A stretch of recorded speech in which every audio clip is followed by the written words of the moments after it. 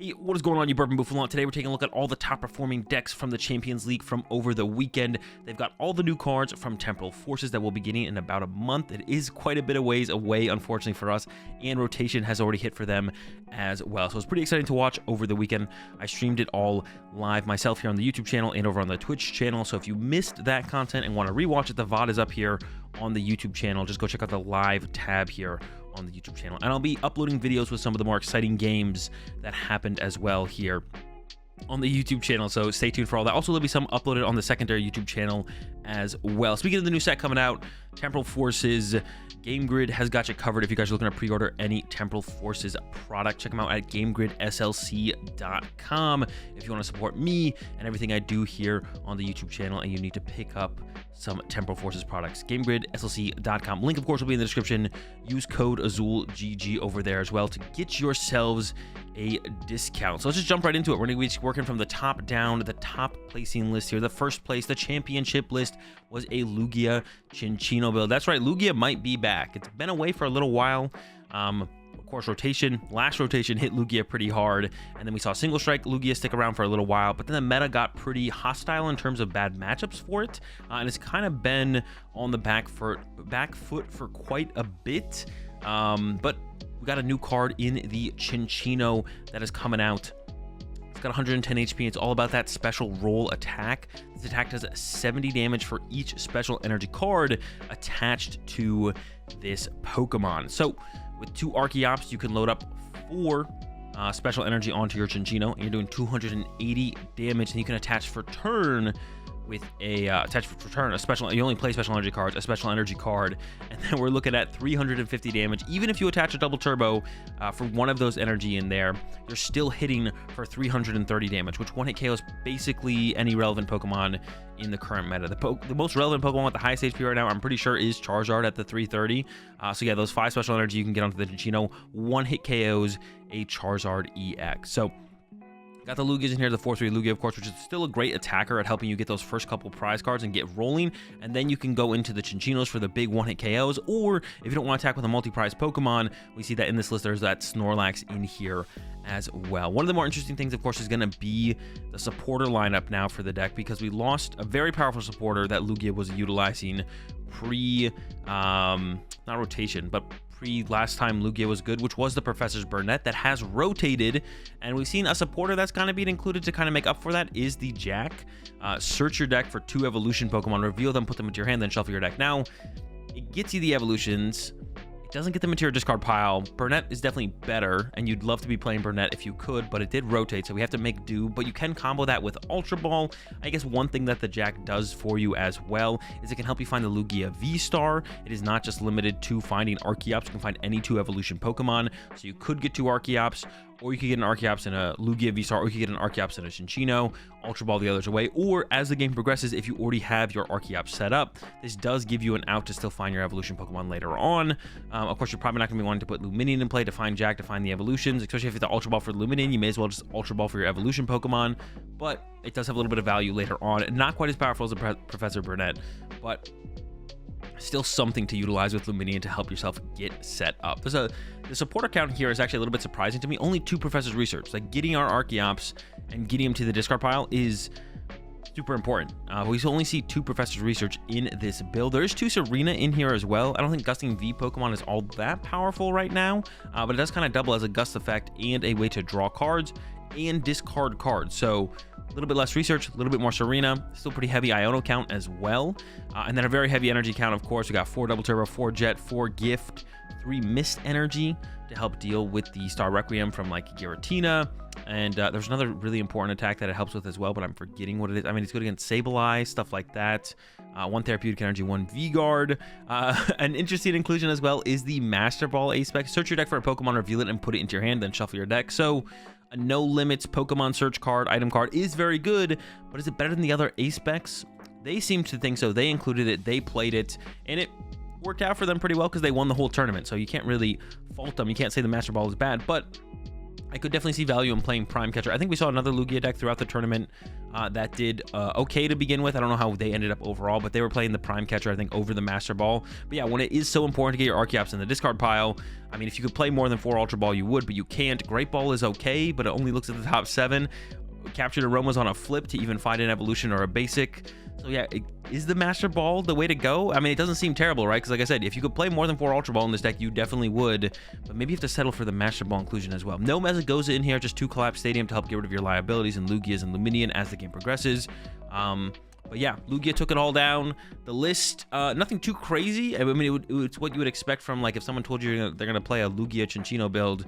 I think that's what you'd expect. The standout parts to me, of course, are, is the Master Ball really that much better than another Ace spec? I mean, yeah, like I said, Archeops and discard pile is huge. And then only 2 research, a little bit of a surprise to me. But you do have the Serenas in there. I'm sure that's like what the cut change would be here. If it's like, if you really feel like you need 4 researches, you're just cutting the Serenas for 2 more research. And you don't need to discard your whole hand to get Archeops in your discard pile. You just need to discard the 2 Archeops. So Serena basically does the same thing, but then it's not getting rid of all the other cards in your hand. And also, it can double as that Gust effect up against V Pokemon as well. So it's got some more value there. But that was the championship deck. Let's take a look at the second place deck here, which is very interesting as well. It's an Arceus build. Now, Arceus doing well isn't that big of a surprise, but it doing well when its partner is the Vulpix is definitely interesting. And I think the main reason for the Vulpix is definitely the Charizard matchup. So for Vulpix V-Star, for anyone who doesn't know, 240 HP, so not very tanky. Snow Mirage for water, double colorless. It does 160 damage. The attack isn't affected by any effects on your opponent's active Pokemon. And then we saw this actually be pretty effective when, I don't know if it was, yeah, when this player actually went up against a Snorlax control deck. They just set up basically a Vulpix and an Arceus, and the answer for the control player was Mimikyu, and that can be pretty easily answered by the Snow Mirage because it has that effective, like, or basically the shred effect on it. And then during your opponent's next turn, prevent all damage done to this Pokemon by attacks from your opponents that have an ability. And specifically, Charizard, all of its Pokemon have abilities. So Charizard has an ability, your Pidgeot has an ability, or your Bibarel has an ability. Attacking with Bibarel doesn't sound great, to be honest. Radiant Charizard has an ability. Charmeleon doesn't have an ability. And even though Vulpix V-Star has a pretty low HP count for a V-Star Pokemon, the 50 to 70 damage from a Charmeleon, I don't think is going to overcome the HP from the Vulpix V-Star. So yeah, Vulpix lines up really, really well into Charizard, and with the combination of Charon's Care and the Turo's scenario, you can actually get your board state down to where it's just a lone Vulpix V-Star, and that's it. And at that point, the Charizard player can't do anything like Prime Catcher plus Boss to reset the effect on the Vulpix or anything like that. So yeah, really interesting Arceus build, to be honest. Arceus, of course, really, really good card, and when the meta is just right and you find that right partner, it always seems to work out pretty well. It looks like Vulpix V-Star might be the way to go. Honestly, I don't even know how Charizard answers the Vulpix V-Star, to be honest. Talk about a couple other things in this build. There's a Radiant Greninja in here. There's a lot of energy in here, so a little bit of extra draw support through the Radiant Greninja. And you don't really mind putting down a 1-prize Pokemon because you don't have any other 1-prize Pokemon in the deck. So if your opponent ever goes out of their way to KO your Radiant Greninja, they put themselves on odd prize cards, which is obviously not good for them, but it is good for you. Colress's researches 4 bosses orders. The Prime Catcher is in here as well. A couple lost cities. As far as stadiums go, you don't really need to play a heavy stadium count to counter Path to the Peak to get access to Starbirth because Path to the Peak rotated. A Judge in here as well. I mentioned the Charizard Catcher. Also the new Eerie card. Your opponent reveals their hand, choose up to 2 item cards you find there and discard them. So a little bit of a disruption card here in the Eerie. 4 Ultra Ball, 4 Nest Ball, 4 Arceus as well, so try to maximize that consistency. A ton of energy. Like, we got, what, 11, 16 energy here. So we got some Mist energy to protect from the Star Requiem, or Lost Minds from Lost Zone decks. We got the Medical energy. When you attach this card from your hand to one of your Pokemon, heal 30 damage from that Pokemon. I have no clue what matchup this lines up really well into, but I'm sure it's there specifically for a certain matchup where you take just a little bit too much damage, maybe on the Vulpix in a certain matchup, or maybe just so something can, like, 2-hit KO on Arceus, and you just want to be able to heal that little bit of damage. V-Guard energy in here, of course, for Giratina, whether it be the Arc Tina or the Lost Tina. The V-Guard is great against the Tinas. And yeah, it's a really interesting build. It is very meta-specific. I don't know how good this deck will be going forward, to be honest. Definitely very much a meta call. Charizard was by far the most popular deck at this tournament.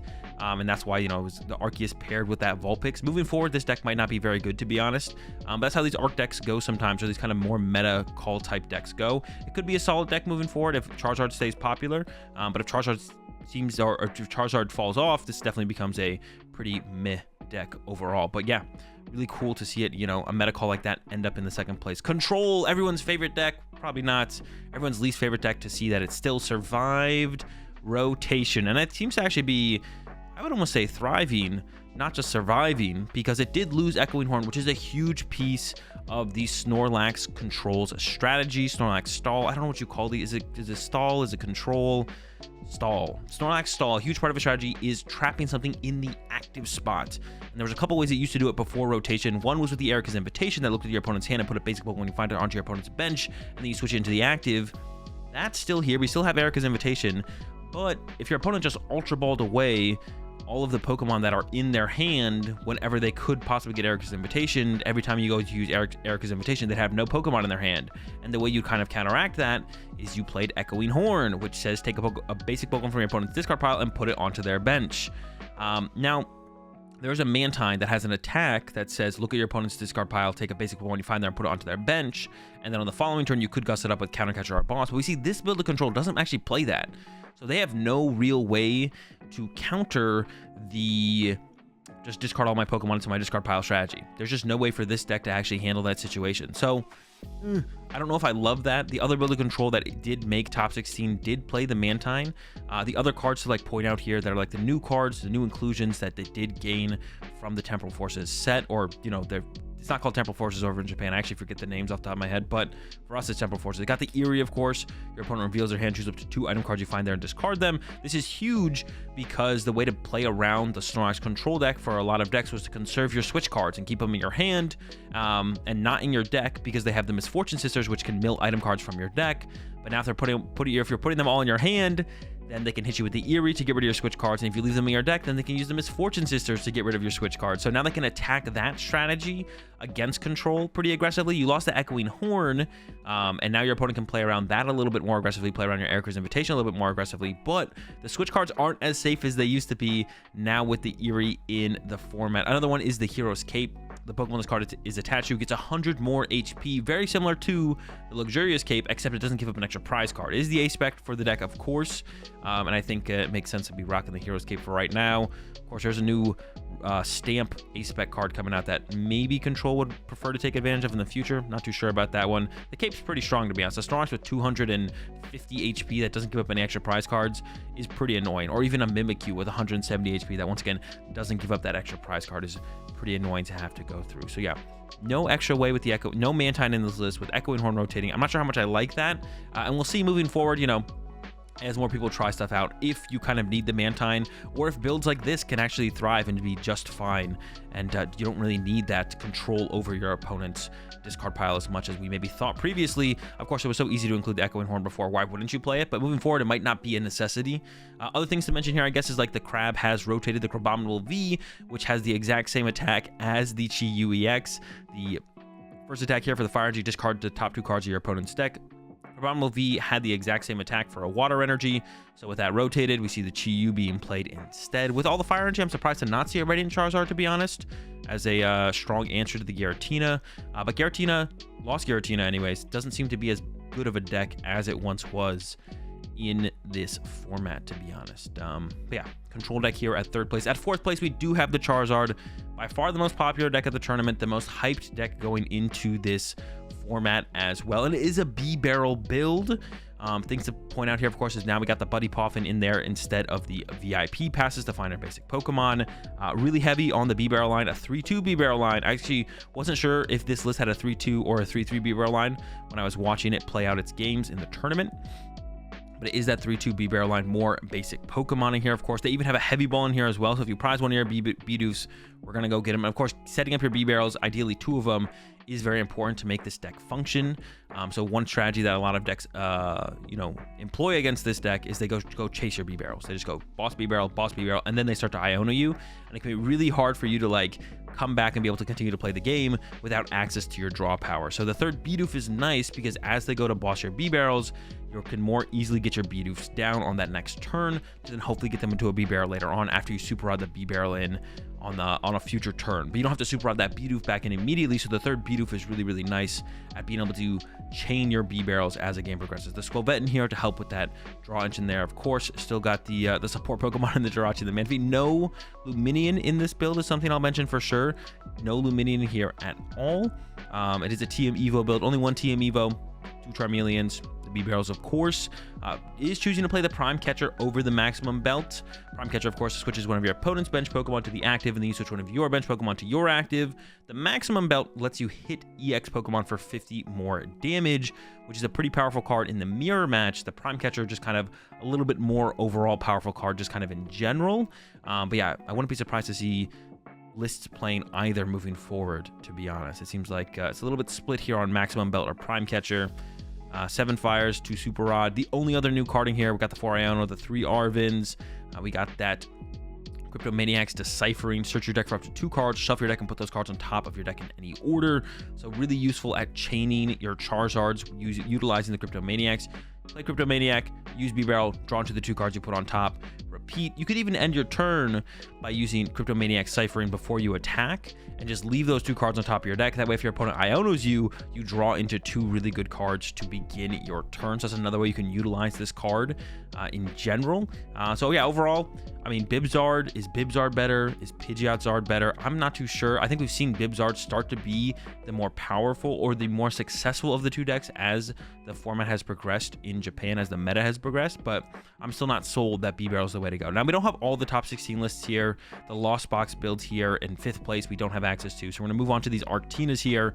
One of them super teched out, and this is the one, super teched out for the Charizard matchup. 2 TM Devo, that's for the Charizard matchup for sure. So 2 TM Devo and the Maximum Belt and the Iron Leaf. So one of Arctina's biggest struggles before this new set release has been Charizard matchup. You just don't pair really well into it. You can't ever one-hit KO a Charizard. They eventually start to one-hit KO all your Pokemon. So if you're going back and forth on a 2-prize trade initially, back and forth 2 for 2, you know, even if you're slightly ahead in that, eventually they get to a point where they one-hit KO, and then you just lose the trade from there. So the 4-3 Arceus, 2-2 Tina, 2-2 B-Barrel, the Squelvet, nothing new. There is a Radiant Gardevoir in here, which is probably pretty good for the mirror match, to be honest. Radiant Gardevoir reduces the damage that all your Pokemon take from your opponent's V Pokemon, so prevents lost impacts from KOing your Tinas, so you can't get lost impacted. The Iron Leaves in here, of course, is a tech for the Charizard matchup. It's got that rapid Vernier. Is that his name? Vernier ability. Once your turn, when you play this Pokemon from your hand onto your bench, you may switch this Pokemon into your active if you do move any energy from any of your bench Pokemon to this Pokemon. So super powerful ability. The attack is okay, but it is Grass type, so you're one-hit KOing Charizard with that. If this wasn't Grass type, this card wouldn't be very good, but it is Grass type, and Charizard is very good. So for Grass colors, doing 180, that will one-hit KO at Charizard. You can't attack during your next turn, but you'll take that trade-off to help you keep up in that prize exchange. So comboed with the attacks from the Iron Leaves, plus the Maximum Belt, this deck has actually 2 ways to one-hit KO Charizard EX now. The Maximum Belt lets the lost impacts hit for 230, or 330, excuse me, and then the Iron Leaves, being Grass type, also allows you to one-hit KO a Charizard. Combo that with 2 TM Devo, and 4 Judge, and 2 Eerie as well, which can be a very disruptive card up against the Charizard decks, getting rid of their Ultra Balls and Rare Candies, which is their main ways to find their Charizards and then get their Charizards into play, can be a super powerful disruption card. Yeah, a build like this is like 100% just like teched out for Charizard. And I feel like that's the way a lot of the decks look in this tournament in general, but I guess in this top 16 is kind of a trend. The decks are very, very teched for Charizard. So even though Charizard didn't do, I mean, it still did okay. We just saw Charizard was in top 4. That's still solid. Charizard didn't win the tournament, but we could still maybe consider Charizard to be the best deck in the format or in the meta right now. But when it's this hostile of a meta, of course, it winning will be quite a feat. So not surprised to not see the deck win when you have Arctina decks rolling up with like 2 TM Devos or something like that. And besides that, nothing too crazy here. You got the Judges, like I mentioned, Collapse Stadium. There's the energy count. Yeah, nothing too crazy. That is the first Arctina. The next Arctina, a little bit less teched. I want to say a little bit less teched for Charizard, but they got Grabbers in here. So Judge Grabber combo. I'm actually surprised this only plays 2 Judge. So a little bit, I was gonna say a little bit less techy of a build, but I don't know. It's maybe kind of similar here, to be honest. No Gardevoir for the mirror match. Still has that Maximum Belt for the Charizard matchup. 4-4 Arceus, so a little bit more consistency on the Arceus there, and 2 Capture and Roam as well. So I guess it's a little bit more consistent of a build here for sure. 4-4 Arceus, 2 Capture and Roam, but then you have the Grabbers in here for a little bit of extra disruption, I guess. Your opponent reveals their hand, you put a Pokemon you find there on the bottom of their deck. So this can be cool to combo with Iono or Judge. You'll Judge them or you Iono them, and then you grab her and you take away one of their potentially powerful Pokemon in their hand. Another way it can be just kind of utilized, though, because you play so many hand disruption supporters in this deck, is you can grab her first to open up your sequence and be like, all right, I'm going to grab her here first. And if your hand is just not that good, I'm not going to judge you, or I'm not going to Iono you, and I'm going to let you work with what you have to work with, as long as I can put something together on my turn. So the grabbers are interesting in here for sure. You can use it for a couple different ways. I'm not sure I'm sold on the grabbers in here. That's definitely a very interesting inclusion. I do like the counter catcher in here. I think counter catcher is a really strong card in general, especially when you can combo with Starbirth. You know, imagine going like turn 2 Starbirth KO their B-Barrel off their bench or something through the counter catcher. That's pretty dope. The Eerie in this build as well. Eerie is being played a lot of as a one-of, but the potential upside of it is so powerful. It definitely seems like a good inclusion in a lot of decks right now, to be honest. Like, imagine if you like TMD vote and then Eerie to your opponent if they're playing Charizard or something. Like, that's just like a ridiculous combo. And we have B-Barrel to kind of back up your draw power on your turn. You can kind of take the turn off of playing an Ion or playing a Judge to see more cards and hit them with the Eerie for the turn instead. So I like a couple of things going on. The grabber is questionable. I'm not sure about the grabbers, but yeah, the Eerie, counter catcher, stuff like that, those all look good to me. The other control deck in top 16 right here. So this one, I said this one has the Mantine. Put a basic Pokemon from either player's discard pile onto that player's bench. Oh, I didn't even know you could do it from your side. Put a basic Pokemon from either player's discard pile onto that player's bench. Okay, I didn't know that. I didn't know it could take it from your discard pile. That's interesting. I don't think we'll ever see it get utilized that way, which would make sense. I don't know why you'd ever want to. I mean, you could get like back a Snorlax or maybe a Rotom, actually, to be honest. You could like recover your Rotom that way. That would actually be interesting as well. But yeah, the Mantine, the Mantine is like what I was talking about. We lose Echoing Horn. Mantine is kind of there to replace it. We didn't see it in the higher placing control build, and this build is not too different from the other one besides that. The big difference here, of course, was that Mantine. They also have the Mawile in here with the Tempting Trap, which stops your opponent's active Pokemon from being able to retreat. They can still play switch cards, but it is a little bit different than just having the Snorlax. I actually don't really know the reason. Well, I guess the reason you'd want doing the Mawile. The reason the Mawile can be good, because like if you have a Rotom on your bench and your Rotom's going to stay on your bench, your opponent could always boss the Rotom and then retreat. But if you Mawile something, even if they boss the Rotom, they can't retreat. So I have to imagine that's the main reason to try and include the Mawile in here. Chi-Yu's in here. But yeah, nothing else really crazy in here. Just the big difference between the two control builds is one chose to play Mantine, the other did not. So yeah, Mantine, is it worth it? I don't know. The Ancient Box, unfortunately, we don't have the deck list for that one quite yet. Ooh, I would love to see the Ancient Box, see what they got going on, but none of that. We do have the One Lost Tina. We got that list here, the One Lost Tina list here. Nothing too crazy. Prime Catcher, of course. Of course, they don't have to play Path to the Peak anymore because it's rotated, so they can't. See an Artisan here instead. Not a whole ton of Pokemon search cards. Only 2 Buddy Poffin, actually. They do have that one Artisan in here. Buddy Poffin, of course, can only find Comfeys. No Ditto in this build either. The Buddy Poffin is pretty cool at comboing with Ditto. So you can get the Ditto, then you get the Ditto into your active, and you can make the Ditto into any basic Pokemon in your deck. So it can become the Cramorant for an attack, or it can become the Giratina V, and then you can use the Abyssiki. So I'm a little bit surprised to not see the Ditto in this build, to be honest. 2 Roxanne, 2 Boss.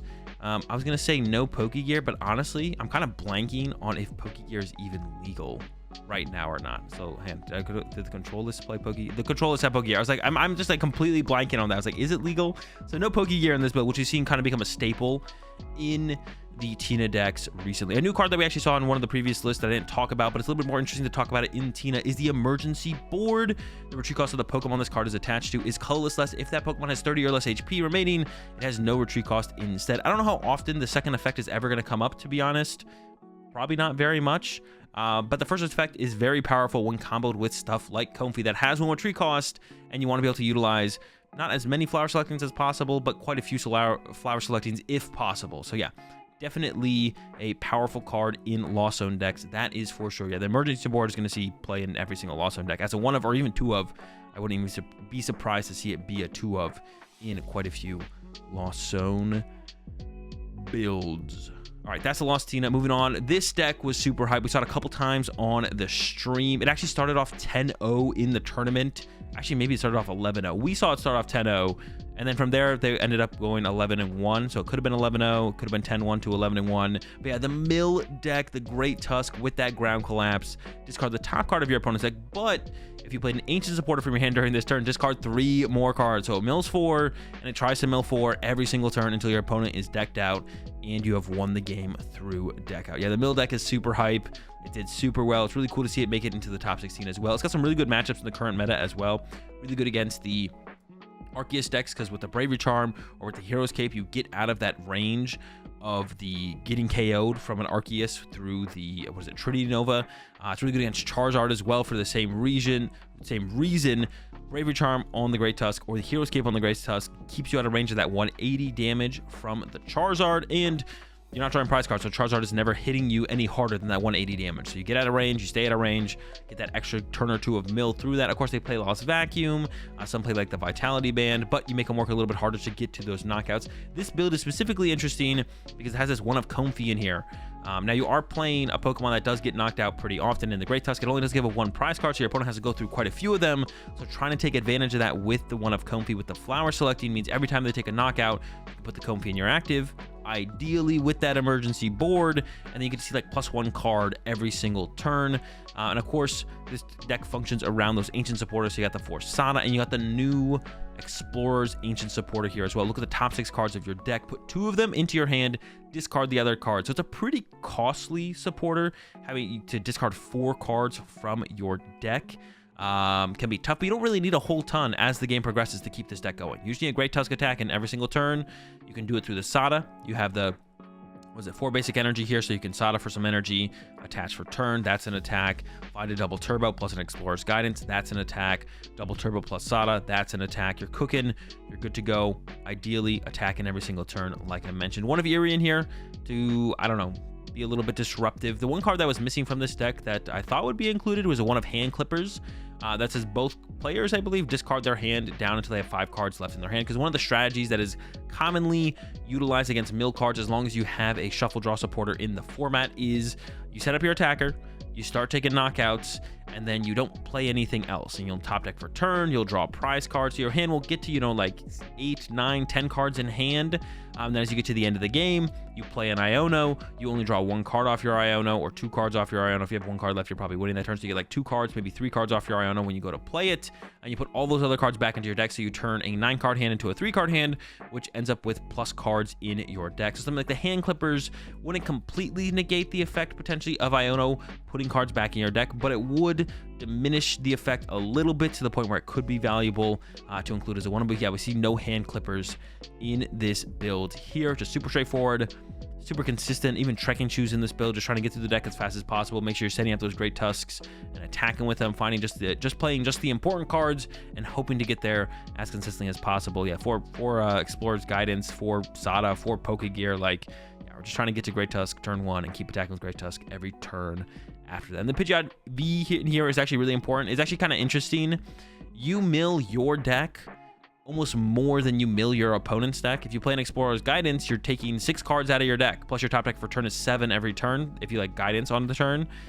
So you actually deck out almost more aggressively than your opponent does, and because of that, you need a way to make sure that you don't deck out before your opponent. So the Pidgeot V in here constantly recycles itself back to the deck, meaning you'll never deck out before your opponent does, unless they also play a Pidgeot V, but you're actively discarding the cards off the top of their deck, so that doesn't really actually make a difference. But I guess you've gotten to like a stalemate situation where you're not attacking, but that doesn't actually happen. Another Charizard deck, a Charizard B-Barrel, 3/3 B-Barrel actually in this one, and we actually saw not just B-Barrel builds of Charizard, but we also saw Pidgeot builds, and then we also saw B-Barrel and Pidgeot builds as well. There were some people that were playing Pidgeot plus the B-Barrel in the same deck. So this is another B-Barrel build here. Nothing too crazy. You got the Poffins, of course, like I mentioned, also playing the Cryptomaniacs, the Cypher, like I said, combos super well with the B-Barrel. This one is playing the V Pokemon, the Pidgeot and the Luminion with the Forest Seal Stone. And there's also an Iron Bundle in here as well. I'm not sure how I feel about Iron Bundle, but can't be terrible, I can't imagine. And yeah, so nothing too crazy here. Is going with the Prime Catcher as well over that Maximum Belt. And then has a Counter Catcher and a couple Boss's Orders as well for more gust effects. The Squovette. No Jirachi like the other build that we saw, but still has that Manaphy in here. Chien-Pao seems to be like a pretty powerful deck. It didn't actually make top 16, but, well, actually, we're missing a couple decks from top 16 here. There's one deck missing, so that could be a Chien-Pao. I'm not too sure. One of the more interesting decks. We didn't get to see the future, or the ancient box deck that got 9th, but there is a future deck that got 14th. That is very interesting. I call it a future deck. Let's just call it what it is. It's future Iron Hands, because your only main attacker in the deck is Iron Hands. You do have the Miraidon in here with the Accelerating Peak that you usually utilize as your first attacker here. For a colorless energy, you do 40 damage, and then you can search your deck for 2 basic energy and attach them to your future Pokemon in any way you like. So you're usually setting up an Iron Hands that way. 4 Iron Hands, 4 Iron Crown, the new future EX Pokemon that boosts our future Pokemon's attacks to our opponent's active Pokemon by 20 for each Iron Crown in play. It doesn't boost its own attack. So theoretically, with an Iron Hands, with 4 of the Iron Crown in play, you could be doing 200 damage with Amp You very much. And then on top of that, we could include a future booster energy capsule that increases our damage by 20 and then gives us free retreat costs. So theoretically, with Iron Hands, you can be hitting for 220 damage, drawing an extra prize card, or we could be hitting with that Amp You very much for 280 damage, which is, wait, did I do that math right? No, 260 damage, which KO's Golden Go, which we actually saw come up in one of the games that went down of this Iron Hands deck. It wasn't exactly this build, actually. Actually, it might have been. I actually don't remember. For some reason, I thought that there was a reason that it wasn't. Yeah, the build that we saw was very similar to this. It was future Iron Hands, not really a future box. I wouldn't call it a future box deck, but they played Boss's Orders, where this build does not play the Boss's Orders. They play 4 Counter Catcher, which is really interesting. And I started to, like, when I looked at this list, I started to do the math a little bit on how your prize trades break down. It's like, okay, we probably choose second. We turn 1 attack with Miraidon. We draw 1 prize card. And our opponent knocks out a Miraidon. Depending on what they knock it out with, if they knock it out with like a Charizard, we can punch the Charizard with Arm Press for a lot of damage. Then the Charizard knocks out our Iron Hands, let's say, or maybe they boss KO an Iron Crown. And then we could go, okay, Iron Hands, knockout. And then we can go Amp You very much, draw 3 prize cards, go down to 2 prize cards. And because our opponent knocked out our Miraidon initially, after they KO 2 Iron Hands, they're down to 1 prize card. And then at that point, we can counter catch or KO anything off our opponent's bench. Okay, maybe it works. I'm not too sure. It seems like once your opponent knows you don't play boss and only plays counter catcher, I feel like they could play around it by just like not KOing your Miraidon to begin with, to be honest. So I'm not sure I'm sold on this on this 4 counter catcher thing. Seems like it's pretty good in a best of 1 format when a set has just released and nobody has any clue for sure what the heck anyone is playing. I think that's pretty good. So for this tournament, I think it was pretty good. Moving forward, especially in best 2 out of 3, I don't think it's going to be quite as good. Let's talk about some other key cards in this deck, though. For the supporters, it's heavy Arven build, 4 Arven, 2 Iono, and 4 Research. The heavy baton is a huge card in this deck. If the Pokemon with a retreat cost of exactly 4 this card is attached to, is your active Pokemon is knocked out by damage from an attack from your opponent's Pokemon, move up to 3 basic energy from that Pokemon to your bench Pokemon any way you like. That's right. The Iron Hands has 4 retreat costs, so you put the heavy baton on it, your opponent knocks it out, and then you move 3 of the energy from this Iron Hands to another Iron Hands, and then you attack with the next Iron Hands. And on top of that, we accelerated some energy with the Miraidon to begin with. We have 4 electric generators, and for some interesting added consistency, well, let's talk about this. And there's the reboot pod, of course, as well. Attach a basic energy from your discard pile to each of your future Pokemon in play.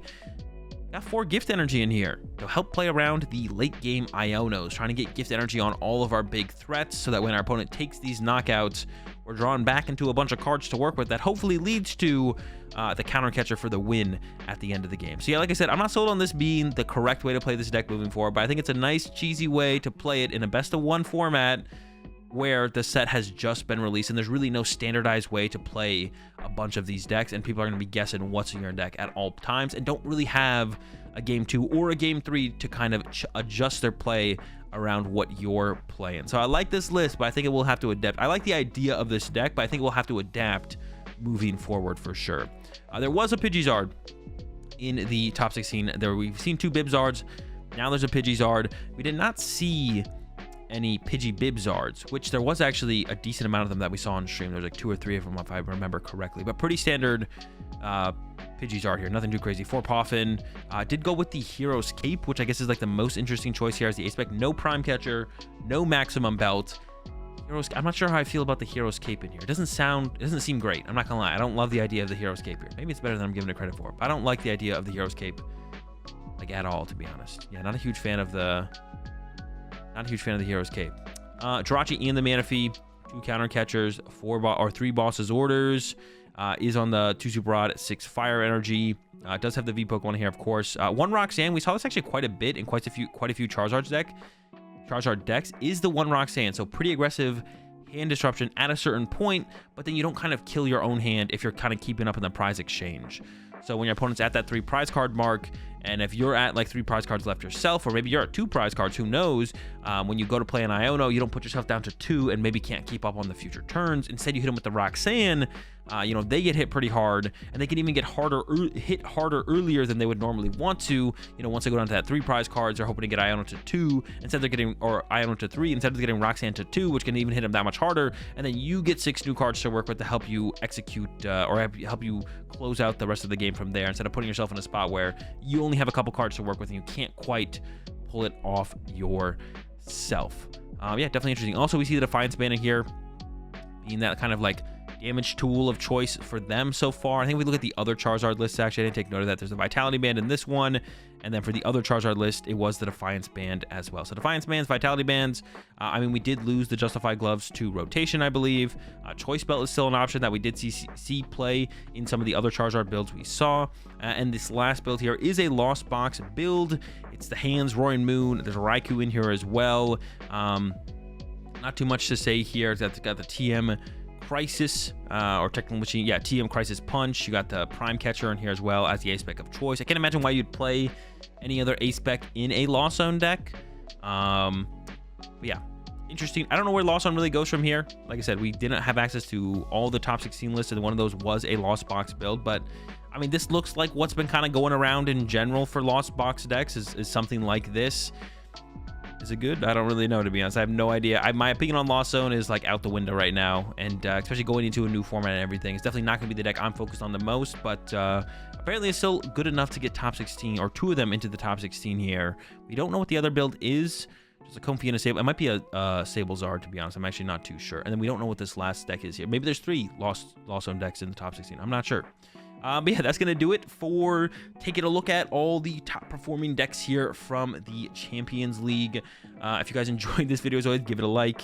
Let me know down in the description which of these archetypes do you think will maintain and be good moving forward. The ones I'm the most skeptical of myself is the Arceus Vulpix. I think it's very reliant on Charizard being really, really popular. And then Arctina, I'm really not too sold on Arctina. There's 2 of them here in the top 8, but Arctina is a deck that I've been pretty down on for quite a while. And I don't know if the Maximum Belt and the Iron Leaves will be enough to have that change my mind, but maybe it will. If it has a good Charizard matchup, maybe that's all you need for the deck to become a top tier deck once again, because it has been quite a while. And then yeah, let me know what you think about the Zard build. Do you think B-Barrel's the way to go, or do you think Pidgeot's the way to go? B-Barrel did outperform Pidgeot, not by a whole ton. There wasn't that many Charizard decks in the top 16 overall. There's only 3 of them, and it probably was by far the most popular deck in the tournament, so maybe you'd expect a little bit more out of it. Yeah, let me know what you think about the Charizard, B-Barrel, Pidgeot. What are you liking right now? And then, yeah, catch y'all in the next video.